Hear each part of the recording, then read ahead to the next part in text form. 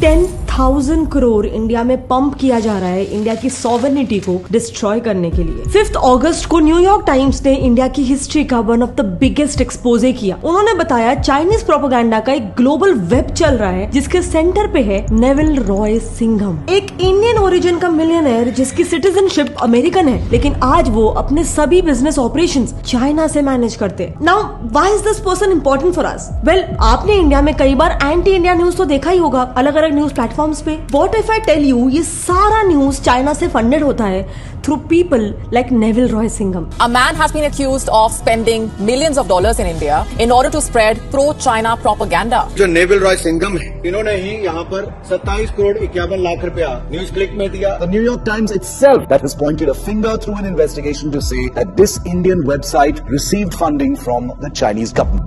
And Singham भी anti India propagation में सिर्फ एक कैरेक्टर है, not even the hero.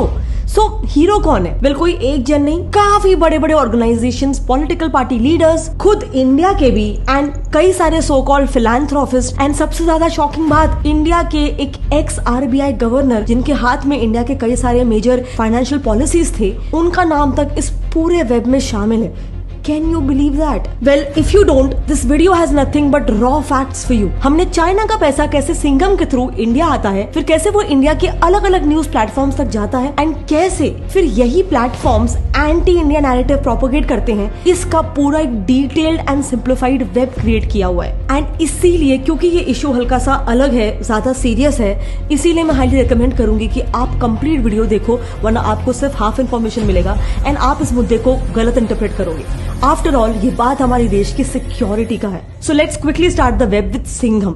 Singham का रिसेंटली एक मेल लीक हुआ था जिसमें 6 जनवरी 2021 को उन्होंने कई चाइनीज जर्नलिस्ट और एक इंडियन जर्नलिस्ट न्यूज क्लिक के फाउंडर प्रबीर पुरख्यास्त मेल्स के थ्रू उनसे ये डिस्कस कर रहे थे कि इंडिया चाइना का बॉर्डर इश्यूज को उन्हें इंडिया में किस तरीके से रिपोर्ट करना चाहिए। मेल में बताया गया कि अरुणाचल प्रदेश के मैप को किस तरह से बताना है by writing, I think we miss the dotted line from India and China.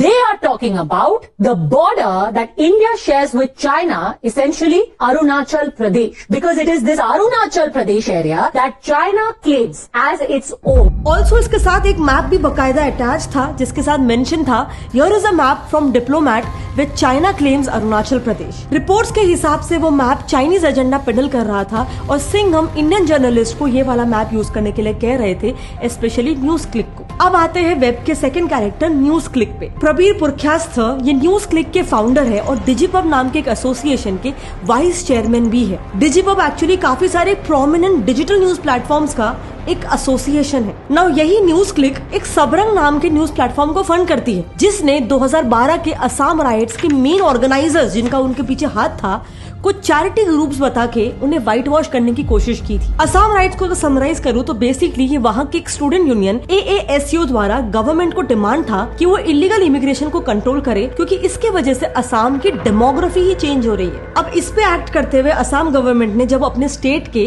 Rohingya और बांग्लादेशी इमिग्रेंट्स पर क्रैकडाउन करना शुरू किया, तो ये दो ऑर्गेनाइजेशंस, मार्कजुल मारीफ और मार्कजुल एकेडमी, इन दोनों ने इस बात पर असम और मुंबई में प्रोटेस्ट करना शुरू कर दिया। Eventually the protest turn into violent rights, because of which अकेले असम में करीब 70+ लोग मारे गए, 4 लाख लोगों को डिस्प्लेस करना पड़ा टू रिलीफ कैंप्स, और इन सब का बेसिकली सिर्फ इस एक रायट से इंडिया को टोटल इकोनॉमिक लॉस हुआ 500 करोड़ का। अब इंटरेस्टिंग बात देखो, मिनिस्ट्री ऑफ होम अफेयर्स ने जब प्रोटेस्ट के पीछे के ये दोनों भी ऑर्गेनाइजेशंस पर अपनी जांच शुरू की, तब मालूम पड़ा कि इन दोनों को एक रीम इंटरनेशनल नाम की ऑर्गेनाइजेशन से हैवी फंडिंग मिली थी। मतलब 90 लाख की फंडिंग, वो भी मल्टीपल टाइम्स। एंड ध्यान से देखोगे तो इस रीम का एड्रेस चाइना का एड्रेस है, एंड इनके वेबसाइट में भी चाइनीज एड्रेस ही है। So to sum it up, Assam rights को फ्यूल करने में चाइना का भी एक बहुत बड़ा हाथ था। इनफैक्ट उनका पैसा मिला हुआ था, लेकिन सबरंग चाहती है कि इंडियंस एंड ऑर्गेनाइजेशंस को चैरिटी ऑर्गेनाइजेशन समझे। Now coming back to our web, हम सबरंग न्यूज प्लेटफॉर्म का connection with NewsClick and Singham establish करने की कोशिश कर रहे थे। अब थोड़ा ध्यान से सुनना, हल्का सा इंटरेस्टिंग होगा वेब।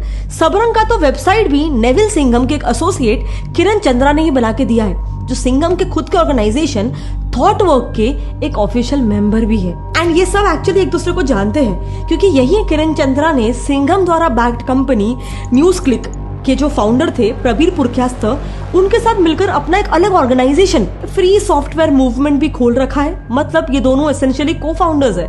एंड इनकी लॉयल्टी या फिर राइवलरी किसी एक पॉलिटिकल पार्टी के अगेंस्ट नहीं है, क्योंकि इंटरकनेक्शन सिर्फ असम राइट्स जो तभी कांग्रेस सरकार थी उससे नहीं है, यही वेब गोधरा राइट्स से भी कनेक्टेड है। सो गोधरा राइट्स में अगर मुस्लिम, सिख्स, हिंदू सबको भी गिने तो करीब 1000 से ज्यादा लोग मारे गए एंड पूरे देश का 2000 करोड़ का नुकसान हुआ। एंड इस पूरे केस में भी one of the prime accused थी तीस्ता सतलवाद, जो सबरंग की फाउंडर है। Again just reinstating, she is accused not convicted, लेकिन उनके ऊपर आरोप है गोधरा राइट्स के विक्टिम्स के बयानों को ओवर एग्जैजरेट करके राइट्स को भड़काने का एंड मोस्ट इम्पोर्टेंटली ऐसे राइट्स जैसे सेंसिटिव इशू में लोगों से डोनेशंस लेकर उनका मिसयूज करने का, बेसिकली राइट्स जैसे इशू में मनी मिंटिंग करने का। बट एनीवे, ये हमारे वेब का सिर्फ एक स्ट्रिंग था। चलो अब दूसरे स्ट्रिंग पे जाते हैं जो इससे ज्यादा इंटरेस्टिंग और डेंजरस है, क्योंकि उसमें चाइना के साथ साथ अमेरिका के CIA का भी डायरेक्ट हाथ है। रिमेम्बर प्रबीर पुरकायस्थ,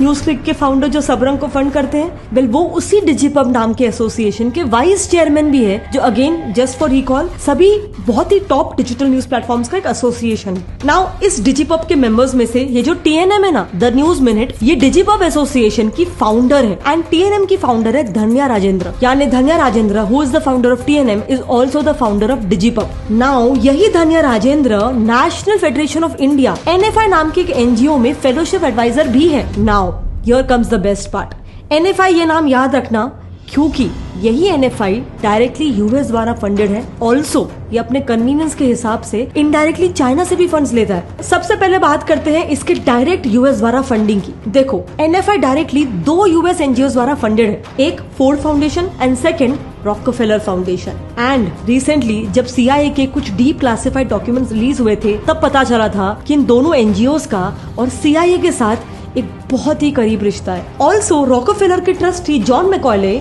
जो पहले फोर्ड फाउंडेशन के भी चेयरमैन रह चुके हैं, वो असल में CIA के one of the founding members थे। एंड CIA की उसी रिपोर्ट के अनुसार इन दोनों भी फाउंडेशंस, फोर्ड और रॉकफेलर को CIA ने ही बनाया है ताकि देश विदेश में अमेरिकन इंटरेस्ट और प्रोपेगेंडा को पुश किया जा सके, जिसके रूट्स इंडियन मीडिया तक नजर आ रहे हैं। खैर, अब आते हैं NFI की इनडायरेक्ट चाइनीज फंडिंग पे। इस NFI के एक ट्रस्टी है P साईनाथ, जिनका खुद का एक अलग NGO भी है बाय द नेम परी। नाउ ये परी नाम का NGO अगेन नेविल के उसी थॉटवर्क ऑर्गेनाइजेशन से फंड लेता है। ऑल्सो P साईनाथ जी एक ट्राई कॉन्टिनेंटल नाम के थिंक टैंक के भी मेंबर है, जो अगेन खुद सिंघम द्वारा शुरू किया गया एक थिंक टैंक है। यानी ऑल इन ऑल अब तक इन दोनों भी स्ट्रिंग्स का अगर मैं क्विक समरी दूं तो इंडिया में चाइना और अमेरिका दोनों ही अपने प्रोपेगेंडा को फैलाने के लिए हेवीली पैसे पंप कर रही है। Devil Roy Singham basically China का पैसा इंडिया में 3 रास्तों से पंप इन करते हैं। एक थ्रू न्यूज क्लिक, जो हमने शुरू में देखा, एंड NFI से होते हुए 2 थिंक टैंक्स के जरिए called Thoughtwork and Tricontinental. And USA का CIA अपने रॉकफेलर और फोर्ड फाउंडेशन के थ्रू डिजिपब से डायरेक्टली इंडिया में इन सारे चैनल्स के थ्रू मीडिया नैरेटिव शिफ्ट करता है। Now to talk more about Tricontinental, तो ये बहुत ही इंपॉर्टेंट नाम है, इसे आगे के लिए भी याद रखना, क्योंकि इसके एग्जीक्यूटिव डायरेक्टर विजय प्रसाद एक फेमस CPI माओइस्ट बृंदा कराट के नेफ्यू है, जिन्होंने साल 2022 के जहांगीरपुरी राइट्स के बाद जब सरकार ने वहां के इलीगल रोहिंग्यास पर क्रैकडाउन किया था, तब उसे कोर्ट से स्टे ऑर्डर लगवा के रुकवा दिया था। साथ ही इस थिंक टैंक में बाकी सभी मेंबर्स भी या तो CPI माओइस्ट पार्टी के डायरेक्ट मेंबर्स है या उनके रिलेटिव्स है। दिस फर्दर प्रूव्स कि नेविल रॉय सिंघम और उसके थिंक टैंक के members are strongly pro China, क्योंकि CPI माओइस्ट पार्टी ये वही पार्टी है जिसने 1962 इंडो चाइना वॉर हो या 2020 का इंडिया चाइना गलवान क्लैश हो, इन्होंने हमेशा चाइना को ओपनली सपोर्ट किया है। इनफैक्ट फॉर कॉन्टेक्स्ट, इस पार्टी के कुछ मेंबर्स ने 1962 के वॉर में लिटरली ये तक कहा था कि इंडियन आर्मी के घायल जवानों को ब्लड डोनेट करना मतलब उनके लिए एक एंटी पार्टी एक्टिविटी के बराबर है। खैर, नाउ दैट 2022 के जहांगीरपुरी राइट्स में एक सीनियर CPI माओइस्ट बृंदा कराट का नाम था। इन राइट्स को अनवाइंड एंड बैकट्रेस करते हुए जब हम पीछे गए तो हमें पता चला कि ये जहांगीरपुरी में जो राइट्स हुए थे, ये एक तरह से दिल्ली में 2020 में जो एंटी CAA प्रोटेस्ट राइट्स में तब्दील हुए थे ना, उसी का एक ऑफशूट है। एंड उन 2020 के दिल्ली राइट्स में भी नेविल के यही 3 एंटिटीज और सीपीआई माउस का लिंक था। दरअसल 2020 में आपको याद होगा कि तब के यूएस प्रेसिडेंट डोनाल्ड ट्रंप जब इंडिया आए थे तो इनके इंडिया में कदम रखते ही जहां इंडिया नमस्ते ट्रंप जैसा एक मेगा इवेंट होस्ट कर रहा था, वहीं सडनली दिल्ली में राइट शुरू हो गए थे। अब इन राइट्स में अकॉर्डिंग टू ऑफिशियल एस्टिमेट्स करीब 25,000 करोड़ का नुकसान हुआ था, करीब 70 लोग मारे गए थे एंड 700 लोग इंजर हो गए थे। But the weird thing about these rights was CAA का देश के सिटीजन से लेना देना ही नहीं था। सीएए तो बाहर से इलीगली आए लोगों के लिए था। सो ये प्रोटेस्ट और राइट्स ओरिजिनली शुरू ही क्यों हुए? पुलिस ने दिल्ली राइट्स को इन्वेस्टिगेट करने के बाद अपनी चार्जशीट में 2 मुख्य नाम लिखे थे। एक नाम था जेएनयू के प्रोफेसर जयती घोष का और दूसरा था सीपीआई माओइस्ट के लीडर सीताराम येचुरी का। नाउ सीताराम येचुरी खुद एक सीपीआई माओइस्ट है, but at the same time उनकी वाइफ सीमा चिश्ती सीआईए और नेवल द्वारा फंडेड एनएफआई में एक फेलोशिप एडवाइजर है। बिसाइड्स रही बात जयती घोष की, तो उनके पति अभिजीत सेन भी एक सीपीआई माओइस्ट है और उनकी बेटी जानवी सेन ये डिजिपब के वन ऑफ द मेंबर्स यानी द वायर की डेप्यूटी एडिटर है। एंड डिजिपब के ये सारे चैनल्स उन कुछ चैनल्स में से थे जो सीए को कंटिन्यूअसली हिंदू मुस्लिम का एक डिबेट बना रहे थे, जबकि सिटीजनशिप अमेंडमेंट एक्ट इससे ही समझ में आता है कि this act is for people who are applying for citizenship in India. इसका इंडियन हिंदूज या इंडियन मुस्लिम से कोई लेना देना नहीं है। ये एट द मोस्ट इंडिया के इलीगल इमिग्रेंट्स को आइडेंटिफाई करके इंडिया से एक्सपेल करवाएगा, लेकिन क्या उससे हमें कोई प्रॉब्लम होनी चाहिए? आप म्यांमार के रेफ्यूजीज रोहिंग्यास को ही ले लो, उन्हें तो खुद म्यांमार ही एक्सेप्ट नहीं कर रहा है। बांग्लादेश भी एक इस्लामिक कंट्री होने के बावजूद टाइम एंड अगेन उनकी पीएम शेख हसीना जी रोहिंग्यास को बांग्लादेश से एक्सपेल करवाने की बात करती रहती है। एंड अभी फिलहाल रोहिंग्या रेफ्यूजीज बांग्लादेश के बाहर एक अलग आइलैंड भसनचार में उनके कैंप्स को सेटल करवा रखा है बांग्लादेश ने। देन टू टॉक अबाउट जयती घोष हरसेल्फ, तो उन्होंने खुद साल 2001 में जेएनयू के अपने 2 कलीग्स सीपी चंद्रशेखर जी और विकास रावल जी इनके साथ मिलकर एक इकोनॉमिक रिसर्च फाउंडेशन ERF नाम का ऑर्गेनाइजेशन बनाया था। नाउ इम्पोर्टेंट बात ये है कि इस ऑर्गेनाइजेशन को डायरेक्टली बिलियनर जॉर्ज सोरोस का सोरोस फाउंडेशन, फोर्ड फाउंडेशन और एक UK based idea foundation directly fund करता है। ना फोर्ड फाउंडेशन का हमको पता ही है, वो सीआईए द्वारा कंट्रोल है, but Soros foundation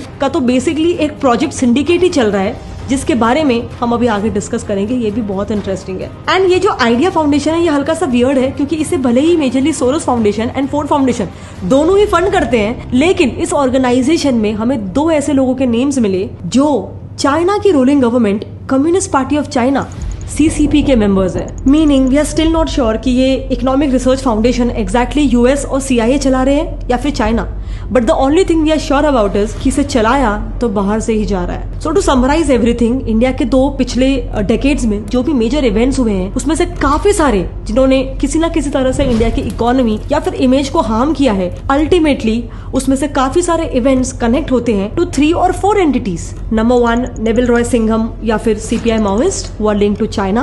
Number 2 Ford Foundation and Rockefeller Foundation, the brainchild of the CIA and hence the US. And number 3 Soros Foundation, जिसे हम अभी तक पूरी तरह से समझ नहीं आए हैं कि वो US की तरफ से है या फिर चाइना की तरफ से, क्योंकि one possibility is कि instead of the CIA और China controlling Soros Foundation खुद एक कंट्रोलर है of China and the US, क्योंकि ये दोनों NGOs bill and Melinda Gates foundation और सोरोस फाउंडेशन के साथ मिलकर एक प्रोजेक्ट सिंडिकेट चला रहे हैं जो देश विदेश के गवर्नमेंट्स के अगेंस्ट नैरेटिव कॉन्स्टेंटली शेप करते रहता है। According to project syndicate's official website, ये प्रोजेक्ट सिंडिकेट बेसिकली 156 कंट्रीज की 506 मीडिया चैनल्स को कंट्रोल करता है, ताकि उन कंट्रीज में अपना नैरेटिव, अपना एजेंडा पुश कर सके एंड इवेंचुअली वहां की पॉलिसीज को अपने फायदे के हिसाब से शेप कर सके। Now the saddest part of the video, इस सिंडिकेट के वेबसाइट में क्लियरली मेंशन्ड है कि उनके एक मेजर कंट्रीब्यूटर है हमारे एक एक्स RBI के governor. Of course contribution financial भी हो सकता है, बट एडमिनिस्ट्रेटिव भी हो सकता है। So I don't want to be factually wrong, इसीलिए आई कांट कमेंट कि इनका एग्जैक्ट किस टाइप का कंट्रीब्यूशन है, क्योंकि यहाँ पर सबसे बड़ा क्वेश्चन ये उठता है कि जैसे ही नेविल रॉय सिंघम का केस उछला मीडिया में, अचानक से इन ऑर्गेनाइजेशंस में से काफी सारे के वेबसाइट्स में से नेम्स चेंज होने लग गए। So definitely something is wrong. लेकिन all I am saying is, अभी आपको याद होगा, अभी हाल ही में हमारे foreign minister doctor S Jaishankar ji ने एक पॉडकास्ट में कहा था कि इंडिया में इलेक्शन शुरू होने से पहले इंडियन इलेक्शंस यूके और यूएस में शुरू हो जाते हैं। I don't know if election season has started in India and Delhi or not, but for sure it has started in London and New York. Honestly मैंने जब वो पॉडकास्ट देखा था मुझे सही से समझ में नहीं आया था कि उनका एग्जैक्ट मीनिंग क्या था, बट मे बी ही मेंट कि इस दौरान इन दोनों कंट्रीज से इंडिया में अंधाधुंध पैसा पंप होता है जस्ट सो दैट वो अपना एजेंडा फैलाने के लिए इंडिया के इलेक्शंस को टैम्पर कर सके। नाउ कमिंग टू नंबर्स, देखो ऑफिशियल रिपोर्ट्स के हिसाब से सोरोस का तो अकेले ही 8,000 करोड़ पंप्ड इनटू इंडिया का डायरेक्ट लिंक है। एंड रही बात सिंघम की, तो अगेन सीएनबीसी के ऑफिशियल रिपोर्ट्स के हिसाब से सिंघम को $275 मिलियन यानी 2,200 करोड़ की फंडिंग मिली है। सो डेफिनेटली ये सिर्फ एक एंटी इंडिया प्रोपेगेंडा नहीं है, ये एक बड़ा गेम है, एक ग्लोबल प्रोपेगेंडा है जिसमें इंडिया पिस रहा है। And honestly I don't think किसी को इसके बारे में एकदम डिटेल में मालूम भी होगा, इसीलिए इस वीडियो को जितना हो सके शेयर करो, क्योंकि अभी इलेक्शंस नजदीक आ रहे हैं। एंड आप हमेशा देखोगे चाहे कोई भी पार्टी रूलिंग पार्टी हो, जब भी इलेक्शन नजदीक आते हैं इंडिया में अचानक से बहुत सारे प्रोटेस्ट, राइट्स, बहुत सारे प्रॉब्लम शुरू हो जाते हैं। एंड इसीलिए बहुत ज्यादा जरूरी है कि हम इन प्रोपेगेंडा के अगेंस्ट अवेयर रहें, क्योंकि